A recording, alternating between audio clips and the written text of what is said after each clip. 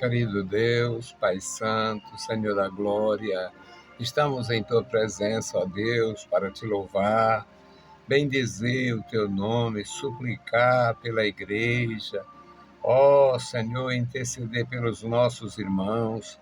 Pai querido, opera em nossas vidas, nos dando, Senhor, a Tua graça constante. Te louvamos, Pai, por mais um dia que Tu nos concede.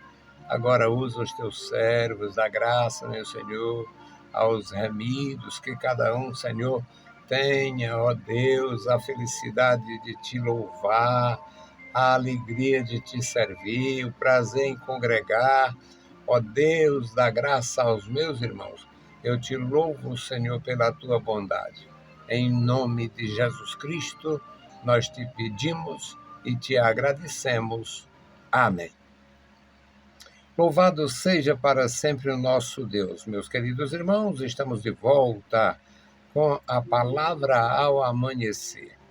É sempre um privilégio, uma grande responsabilidade, mas nós louvamos ao nosso Senhor porque Ele nos deu a graça para fazer este trabalho e você tem a graça, a felicidade de participar.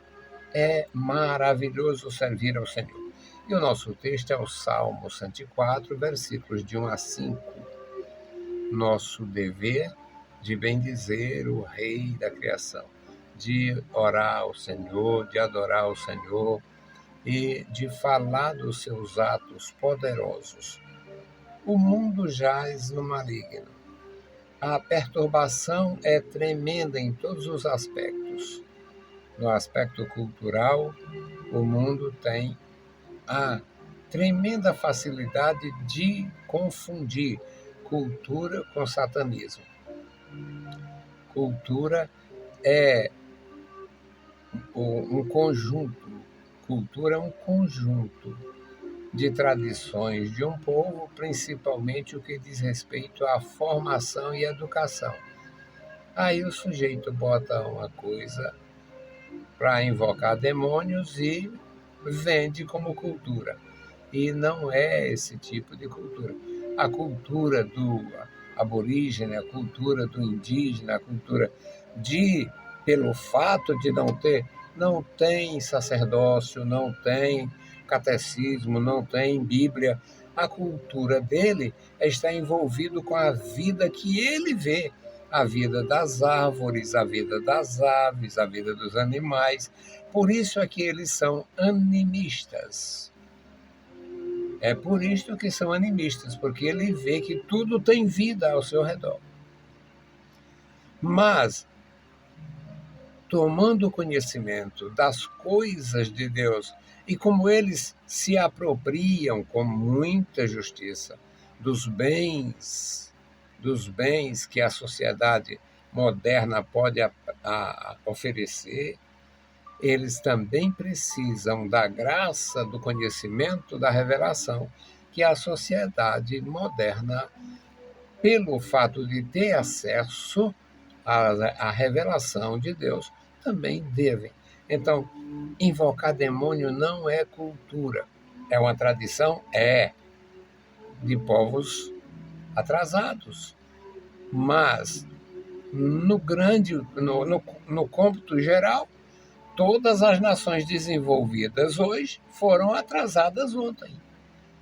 As nações que continuam. E as nações repostas, por exemplo, você encontra babilônios, você encontra romanos, você encontra aqueles povos antigos. Alguns povos antigos você encontra percentual absorvido por outras nações. Então, nós temos o dever de falar do amor de Deus e orientar, levar as pessoas a receber esta palavra. Salmo 104, versículos de 1 a 5. Bendiz, ó minha alma, ao Senhor. Senhor, Deus meu, tu és magnificentíssimo. Estás vestido de glória e de majestade. Ele se cobre de luz como de um vestido, estende os céus como uma cortina. Põe nas águas as vigas das suas câmaras, faz das nuvens o seu carro, anda sobre as asas do vento. Faz de seus anjos espíritos, dos seus ministros um fogo abrasador.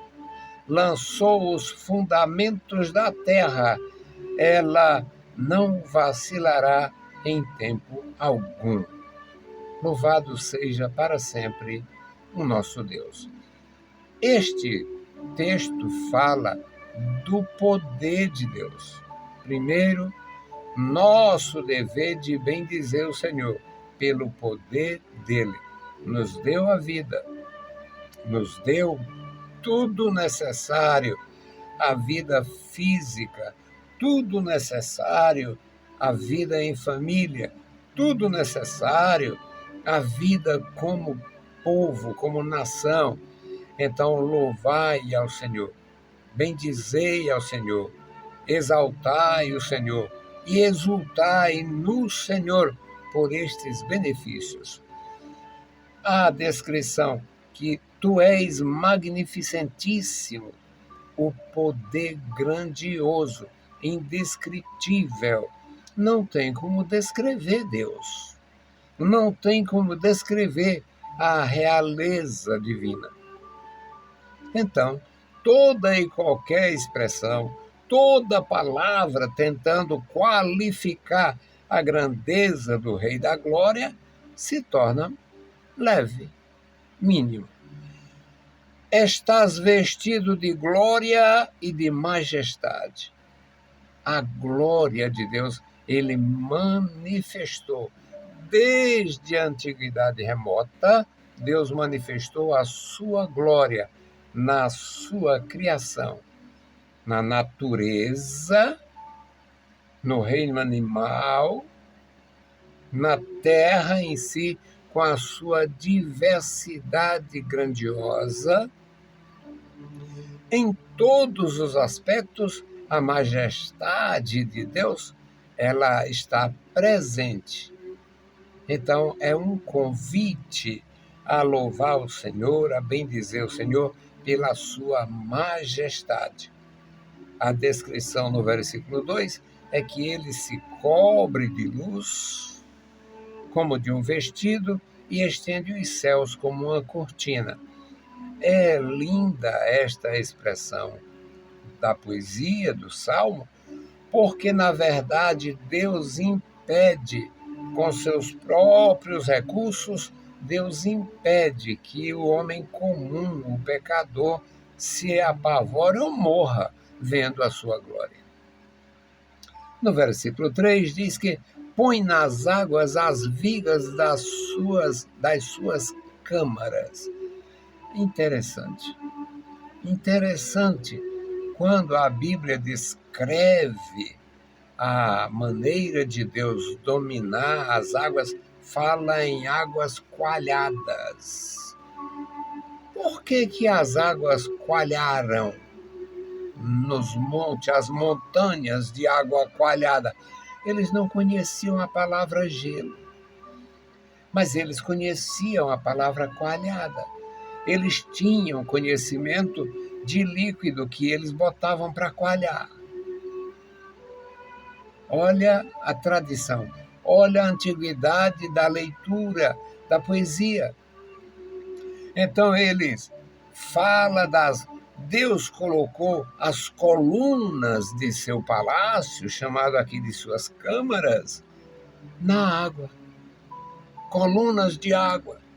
Hoje é ferro, pedra, aço, titânio, todo tipo de mineral, e ainda não resiste.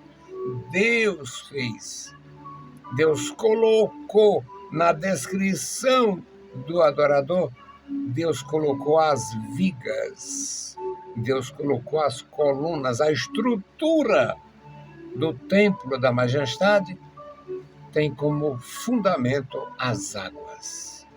Põe nas águas as vigas das suas câmaras. faz das nuvens o seu carro e anda sobre as asas do vento. É uma descrição poética, belíssima, lindíssima, a respeito do nosso Senhor. E o nosso dever é aprender e louvar, glorificar, ser gratos. Eu e você precisamos ser gratos a Deus pela sua grandeza, pela sua bondade, se aproximando da gente sem que a gente o buscasse. Deus é quem nos buscou, Deus é quem nos comprou, Deus é quem viu a nossa necessidade e não nós que fomos procurando Deus. No versículo 4 diz que ele faz dos seus anjos espíritos mensageiros e dos seus ministros labaredas de fogo. Por que os anjos de fato são mensageiros? Em hebraico, malak, o mensageiro. Por que os anjos são mensageiros e os ministros fogo que abrasa? Porque os anjos não levam a mensagem que nós levamos. Os anjos levavam mensagens e podem levar. Eu não vou dizer que os anjos não tenham ofício, mas o ofício de pregar a mensagem salvadora é ofício do homem, não dos anjos. O apóstolo Pedro chega a dizer, na sua epístola, que os anjos desejaram pregar. Os anjos queriam pregar. Mas o Senhor Deus, que criou o homem como a sua imagem e semelhança, levou o homem e elevou o homem a uma posição de mensageiros.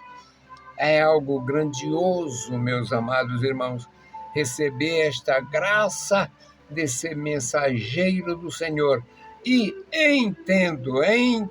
havendo recebido esta graça, devemos cumprir com alegria o nosso dever.